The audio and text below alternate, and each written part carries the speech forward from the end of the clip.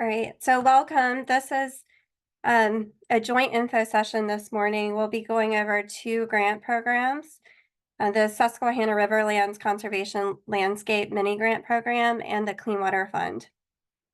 We've made the timeline and application questions very similar for both in an attempt to make it easier for you as project leads to apply to both programs if your project is a good fit for both.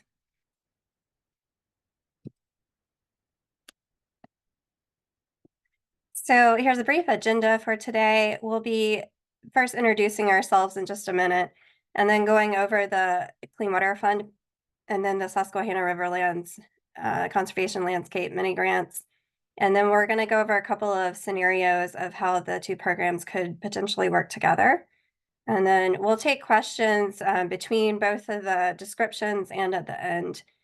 Feel free to jump out with questions at any point, really.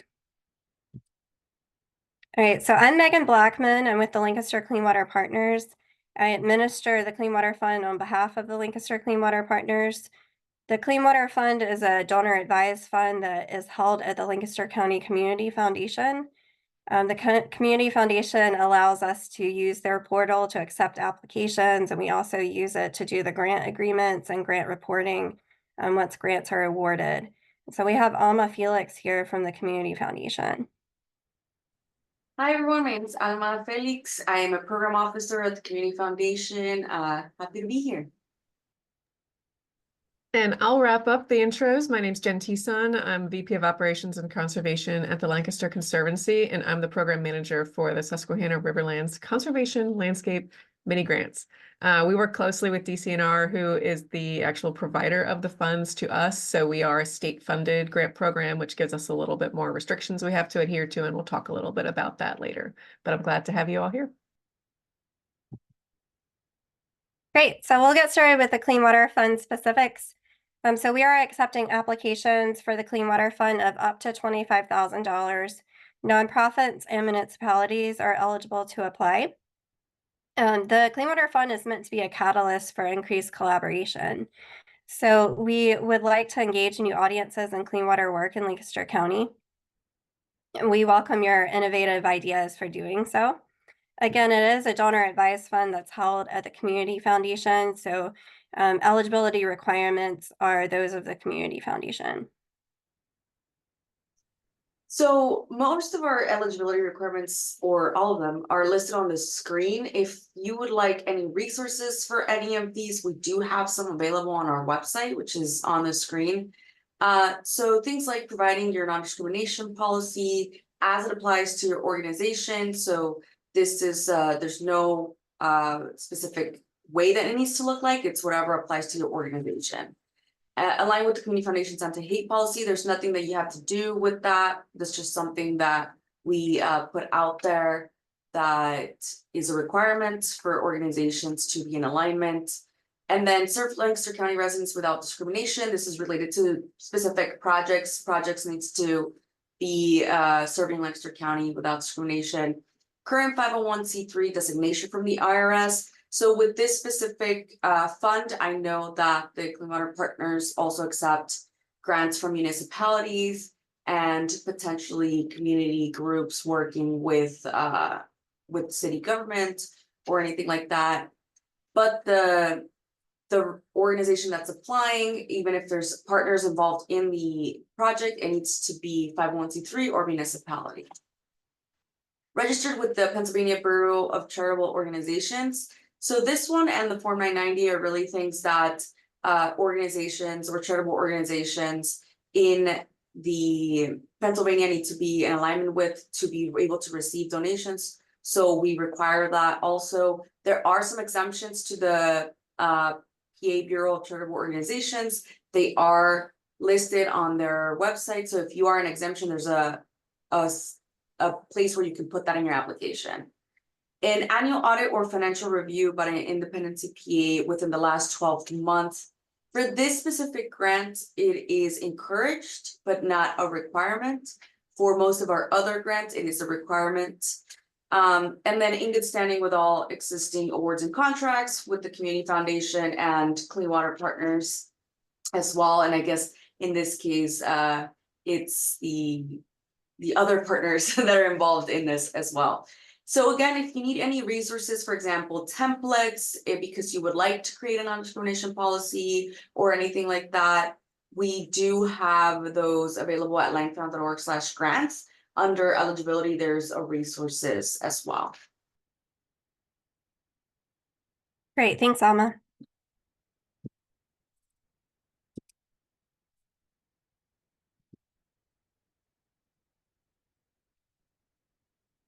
All right, sorry, I jumped ahead a bit. All right, so for the Clean Water Fund, in the past, we have had two separate categories for these smaller funds. One was implementation, one was more outreach oriented. This year, we're combining the two smaller funds into one. So either implementation projects, which are the actual shovels in the ground projects, or outreach and education monitoring, they're all eligible for this Clean Water Fund this year. So projects, anything that would engage the community in learning about water quality, watersheds, what they can do to help water quality, any of that is eligible, as is engaging the public and actually participating in implementation projects. And so there's just a few ideas on the screen here. This is not an exhaustive list. This is just a few ideas to get you started with brainstorming. So it could be educational campaigns, even art installations if it has a clean water message, signage, water quality monitoring, even introducing students to conservation careers, or the general public for that matter. It doesn't have to be students, or implementation projects like green infrastructure, riparian buffers, even ag BMPs are eligible. So we have a simple process to apply. First, you would contact me. We do need a project description so that I can make sure that it is eligible and fits what we're looking for the Clean Water Fund. And I can also, advise you on how to strengthen your application. In addition to the Community Foundation webpage and how to apply, we also have a webpage on our website. The website's here, lancastercleanwaterpartners.com. If you go to that main website, you can go under resources and tools and select the Clean Water Fund. We have a page there that has, the application questions are available. It'll have the recording of this session today, as well as our info sheet and the timeline there. And there's a lot of past examples. We'll go over some of those in a minute, but even more examples are on our webpage for you to view, to put together, help you in thinking through your application. So when you contact me, if it is a good fit, then I'll provide an access code. You'll need that for when you go through the Community Foundation's portal. You'll put in the code in order to access the application. Applications are ultimately due on July 1st. However, we highly encourage you to submit a draft application by June 3rd. If you submit the draft application, which is actually through the portal, so you'll fill out the application and then you select a button on the bottom that says this is a draft application, it's by June 3rd, and I would like feedback. And then you click submit in order for that to happen. We'll review that and provide you with comments within the portal and re-release it by June 17th so that you'll have it back in time to re-edit and then submit before the July 1st deadline. So June 3rd is the date to have in mind. So we have some examples on the screen today. These are just a few examples of what we have funded in the past. Again, there's more on our website. The website's at the bottom of the screen again. So these are all educational projects here. They range from storytelling through the River Connections project within the city to the Lancaster Conservancy's wildlife habitat training and signage at Quarryville Borough, where they did some riparian buffer plantings about the benefits of riparian buffers, and the interfaith partners for the Chesapeake's ongoing work with congregations throughout the county.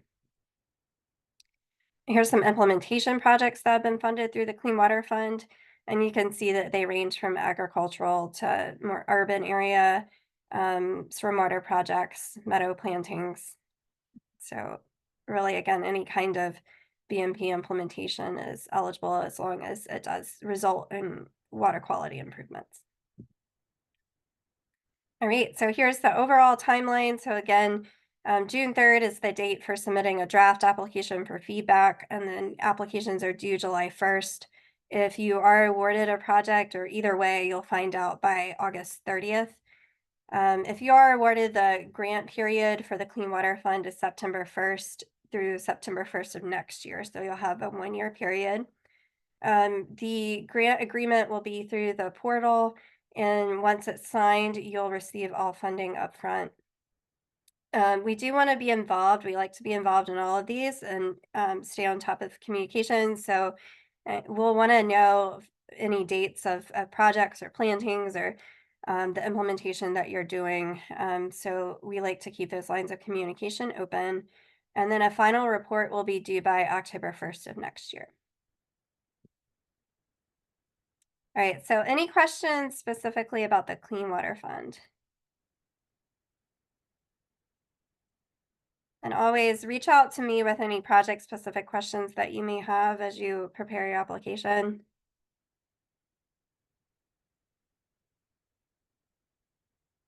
All right, so if no questions now, we can move on. I see one in the chat. Do all projects need to be new or innovative, or can they be extensions of current work? They can certainly be extensions of what you're already doing. We do like to engage new audiences, so I would try to expand upon any new partnerships that you may be planning. Can be what you're already doing, but maybe you're reaching out to new schools or new property owners within, expanded geography or something like that within Lancaster County.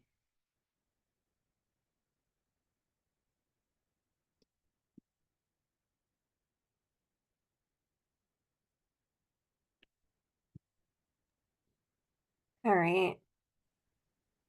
All right, moving on to the Susquehanna Riverlands Conservation Landscape. Thanks everyone again for coming to the info session and learning about our 2024 mini grant round.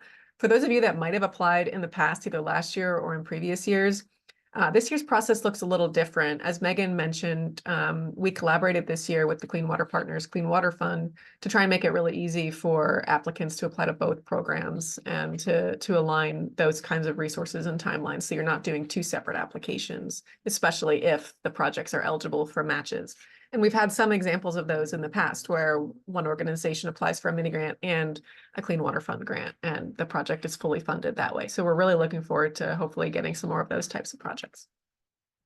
But before we get into it, I want to talk about what the CL is and what the mini grants are. So as we've mentioned a few times, the SRCL stands for Susquehanna Riverlands Conservation Landscape. We represent the collaboration working to protect land, steward natural and cultural resources, connect people with those natural spaces, and promote sustainable development. Designated by DCNR in 2010, the SRCL is one of 8 conservation landscapes in Pennsylvania where partners work together to protect natural assets and improve quality of life for community members. The Conservancy serves as the external lead of the SRCL in partnership with DCNR, the internal lead. Many of you know Lori Yike, who is on this call today. Thanks, Lori. And she is the SRCL representative from DCNR. The SRCL leadership team consists of the Conservancy, DCNR, York and Lancaster Planning Commissions, state parks, and Susquehanna National Heritage Area. But as this map shows, the SRCL is also a location, and this is important to remember when you're looking at potentially applying for one of our grants.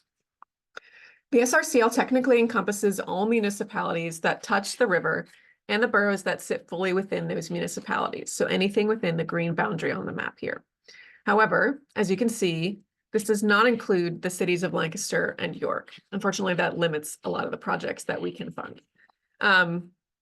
The SRCL is the smallest conservation landscape in the state, but I think that makes it one with the most inherent placemaking involved in it. So it's a really special place, and we find some really cool projects to fund within it. Mini grants are an essential part of every conservation landscape, and the SRCL is no different. This year, we have $50,000 to award in total in the form of small grants ranging from $2,500 to $25,000. Projects should advance the mission of the SRCL and focus on one or more of the following areas. And like many grants, the more areas that you can check, the higher your project will score. So these are habitat and trail connectivity, sustainable access to the river and the surrounding natural lands, community partnership and collaboration, or ecosystem health. The Conservancy's website has a link to the SRCL strategic plan where you can learn more about each of these different items. And as I mentioned before, it's important to note that we are funded by a DCNR grant, and so we have to follow all of those restrictions and the timelines that DCNR sets out for the grant to us as well. Which leads me to eligibility. Eligible entities include 501c3 nonprofits, municipalities, local government agencies, and some educational entities. Full eligibility details can be found on our website, which is linked on the screen below. If you don't fit exactly in one of these categories, still reach out to me. There might be some creative opportunities to still apply for a grant. There have been instances where organizations are working on getting their nonprofit status, but it won't have been achieved by the time the application is submitted. And then we've been able to partner with other organizations to get that funded. So if you don't think you fit here, it's still worth applying or reaching out to me if you think you have a good project. As I mentioned before, projects must benefit residents of and visitors to the SRCL without discrimination. There is a little bit of wiggle room in this that I'll talk about a little bit later. We do require a 50% match. That's different from the Clean Water Fund requirements. So that is definitely something to keep in mind as you look at the eligibility here. And again, the full details can be found on our website. So really quickly back to the map. You'll recall that all of the municipalities along the river are technically the boundaries of the Susquehanna Riverlands. However, for the purposes of the mini grants, there is just a little bit of flexibility in the geographic extent here. We do have a few examples of projects that have sat technically outside of the boundary of the CL if they have a direct connection to the CL. So an example in the past has been a project along the Enola Low Grade Trail that technically sits outside the boundary, but because the Enola is such a important feature in the SRCL itself, we've been able to connect that directly to benefiting the CL. So examples like that, same thing with major waterways that might sit right outside the boundary that would technically make you ineligible, but if it, it's close enough and directly relates to it, we might be able to make an exception. So again, if you have any questions or you think you're right on the boundary of being eligible, please reach out to me. It's definitely worth having a conversation. Okay, up until now, everything about the mini grants has been really consistent with previous years. The application process this year is where things change a little bit. And this slide should very closely mirror Megan's slide about the Clean Water Fund. So just like Megan said, you can email me a brief description of your project and I'll give you a link to the application. Unfortunately, the Conservancy's mini grant program does not sit with the Community Foundation, so we can't use their fancy portal. So we will be using the Google form nature again, like we did last year. So I think that's a fairly easy form that most people are familiar with. If you have applied previously, you'll note that we do not require a letter of intent this year. We've tried to reduce some of those initial barriers to entry. So all you need is a really quick description of your project emailed to me. My email's right there on the screen, and I'll get you a link if your project is eligible. Just like the Clean Water Fund, if you want to submit a draft for us to review, that would be due on June 3rd. And full applications are due on July 1st. So we're hitting those same benchmarks of time and the questions are almost identical between the two applications. We will notify you if you have been funded by August 30th. We will also notify you if you were not selected for funding, so you won't be waiting months and months after. I know as a grant applicant myself, that's one of the worst parts, just the waiting. And we do an 18-month funding period. So it will be 18 months after the grant is awarded that your project will continue. And there is just a little bit of wiggle room in that. Again, this is funded by a DCNR grant to the Conservancy, so we can't extend past their deadline. But I know there's some extenuating circumstances, and we're happy to talk about extensions if needed. Our funding is released a little bit differently than the Clean Water Fund in that, after you are awarded a grant, you'll sign an agreement and begin your project. And then to receive payment, typically you would submit invoices and proof of payment for project elements to get payment from the mini grant program. And then the final 10% of the grant award will be held until closeout. The closeout process is pretty easy. You can complete a final financial report and then a really easy success story, which is like a 2-page with photographs. So it's pretty easy. We do ask for periodic progress reports. And usually that's just me reaching out at the end of the year, quarterly, asking for a quick email update. So there's no full form or anything like that. We try to keep it really easy for you all who are applying. And then I just want to go over some examples of previously funded projects. We have on our website with the mini grants a neat map that's interactive that you can click on project locations and find brief descriptions of each of these. That goes back, I think, almost to the beginning of the mini grant program's life. There's a lot of different things to look through there, just like Megan mentioned. But I wanted to highlight a few here just to show some of the depth and breadth of the projects that we funded in the last couple of years. So these are really recently funded. So the first one here is Conestoga Trail Saturdays. This was a project led by Keystone Trails Association, or KTA, where they organized volunteer work days along the Conestoga Trail to improve it. And they, gave their volunteers pizza and all that fun stuff. So there's a fun picture of that one. That was a really successful one. We have another project by Mardick Township, who is doing an Enola Rail Trail parking expansion. This is off Route 324, a really popular location there, as I'm sure many of you are aware. Another one that we recently funded is for YWCA in York to do a Camp Kennedy on environmental education project where they invited local experts to their summer camp. Wrightsville Borough was awarded a grant to upgrade interpretive signage at their Wrightsville Waterfront Park. So that was a fun, different one as well. And then finally, we also fund plans. So an example of that is the Conestoga River Club got a mini grant to complete their Conestoga River Water Trail Assessment Plan, which is a master plan for access to the Conestoga River. And so that was an exciting one that was wrapped up last year. Okay, that concludes my summary of the mini grant. So I'm happy to answer any questions directly about the mini grant program before we get into some of the options for joint applications.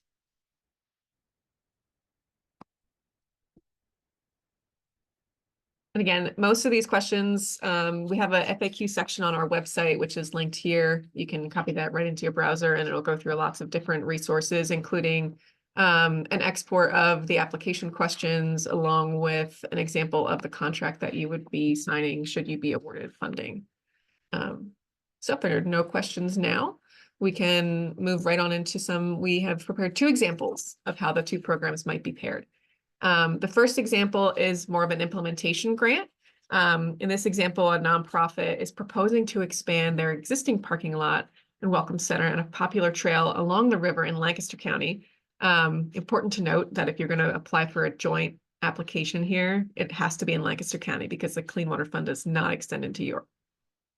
So they want to add spaces to their existing parking lot, including ADA spaces, and then to address the additional impervious cover and to educate the public about the importance of stormwater management. They're adding a rain garden with interpretive signage. Importantly, the parking lot and rain garden have already gone through preliminary design, engineering, and permitting. So they are ready to go and they are ready to put the shovels in the ground. The nonprofit estimates that the project will cost $40,000, and we'll have a quick budget summary on the next slide. They are anticipating applying to the mini grant program for $20,000, the Clean Water Fund for $17,000, and an in-kind match of $3,000, which is staff time.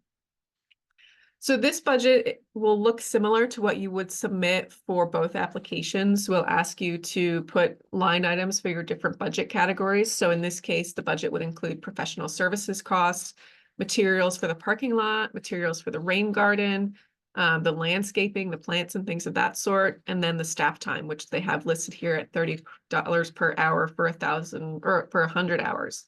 And then the final line item that they list is the signage for that interpretive rain garden. And then for this one, because there's multiple funding sources and matches, each of those funding sources will show what they're paying for. So in this case, they're putting all $20,000 for the CL mini grant to the parking lot materials. And then all of the in-kind match will be staff time, and the remainder of the funding they're going to apply to the Clean Water Grant for. So that's their total budget of $40,000 with the split, as you can see there. So this would be a really great way to think about your project. Another thing that's included in the budgeting process for the grant is just a brief narrative summary of your budget. So you'll be asked to go into each of these line items basically and give a little bit more detail on what that includes. Awesome. Next one, Megan. Yeah, so our second example is an educational project. Again, this is a hypothetical scenario of how the two programs may be combined. Again, you would be applying separately to the programs, but this would be the kind of the joint description and budget here. So in this example, it's an educational foundation that's associated with a school district, again, in Lancaster County, where they're aiming to expand some educational programming. That's all watershed, water quality related, for students to learn more about their local watershed, what BMPs are going on in their local watershed and the organizations doing those, as well as career opportunities too. So they're planning on putting together some experiential learning where students would actually help with some BMP implementation, like a buffer project. They would visit some of these BMPs and even get out in kayaks to in their local waterway. So they've already been planning it somewhat. They have the gist of the plan in place, but they have a few more logistics to iron out during the grant program or grant period. So this educational foundation, they're the ones applying, and they estimate that the whole project will cost 25,000. They're planning on applying to both the Susquehanna Riverlands Conservation Landscape Program for 10,000, also 10,000 from the Clean Water Fund, and they're again committing in-kind match of staff time for $5,000. Here's another budget breakout for you. Again, these are hypothetical numbers. I don't know how much transportation really cost for field trips. But so there's some time in here for professional services for their instructional coach to make sure that it aligns with the state standards for science, and to figure out the logistics of how the field trips would go. There's again, professional services in this case to lead a kayaking trip that they would be paying another organization for, the transportation costs, materials for the planting that they're involved with, and then other materials for handouts and any consumable supplies for lessons. Again, we would ask for a little bit more detail there about what supplies they're planning on buying and the planting supplies. And then the staff time here is, they have a rate per hour, estimated 100 hours, and this will need to be tracked over the course of the grant period too, if it was awarded. So yeah, this is another example. I think for anything like this, we encourage you to reach out to Jen or I or both of us, and we'll set up a joint conversation if you do think that your project would be eligible for both programs and are interested in submitting something like this.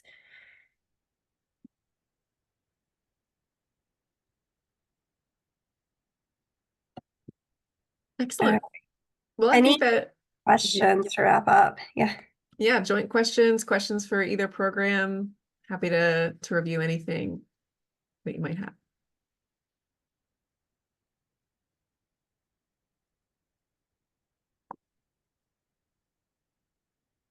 And I think, since we do have Alma here from the Community Foundation, I think it's important to note that if one of your projects maybe doesn't fit with either the Clean Water Partners or the Lancaster Conservancy's mini grant program, the Community Foundation is having an exciting 100-year grant round this year that might be a better fit for it. So Alma, if you want to give a quick shout out. And if we go to the next slide, there's just a fun graphic potentially.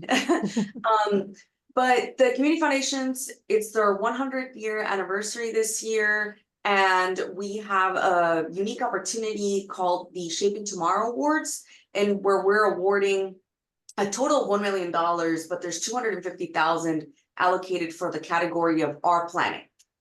So if for whatever reason your clean water projects don't fit any of these projects that we're talked about today, the Shaping Tomorrow, Our Planet category is an option. Applications open June 3rd. If also your organization has other projects that you do that are more than clean water, for example, focusing on renewable energy, thinking about beautification of cities, green spaces, if you're thinking about environmental education, biodiversity, anything related to our planet, it's very broad, this opportunity for anything like that. We're looking for some really big best ideas, and there's 3 different levels that we're looking at. There's the $5,000 to $14,999 level, which is level 1. There's 15,000 to 49,999 level, which is level 2. And then there's 50,000 to $100,000 level, which is a level 3. And that one would require collaboration with at least 2 other partners, whether it's other nonprofits, municipalities, or even for-profit partners. So yeah, that is also an option, and that is at langfound.org/grants. If you do have questions about that, my information is on our site. Great, thank you. The slide isn't coming up for me, but It's yeah. okay. There's not much information on it anyways. So great question from the chat. We are recording this, and I think it will be posted on all 3 of our websites. So there'll be plenty of places for you to find these slides and for you to share links with anybody who might be interested. So just stay tuned after, and we'll share those out. Yeah, and I think the main takeaway too is just feel free to reach out to Jen or I or both of us if you have questions about a specific project. Okay, I'll stop the recording now.